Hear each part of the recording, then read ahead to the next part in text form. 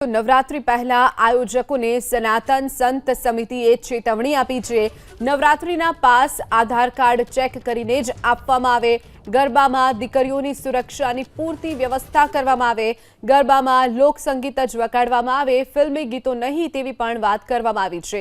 સનાતન સંત સમિતિ આયોજકોને અગાઉથી જ જાણ કરે છે, પાછળથી કોઈ બહાના નહીં ચાલે તેવી પણ વાત મહંત જ્યોતિર્નાથ મહારાજે કરી છે।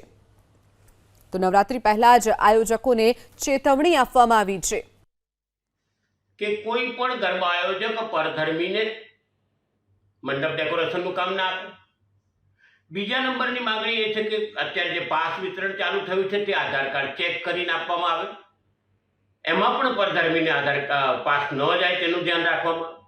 ત્રીજી વાત કે દીકરીઓની સુરક્ષાનો વિચાર કરે, અને ચોથી બહુ મહત્વની વાત કે ગરબાની અંદર આવતા દરેકને તિલક કરવામાં આવે। આ ચાર વસ્તુ પછી પાછળથી બહાના નહીં ચાલે।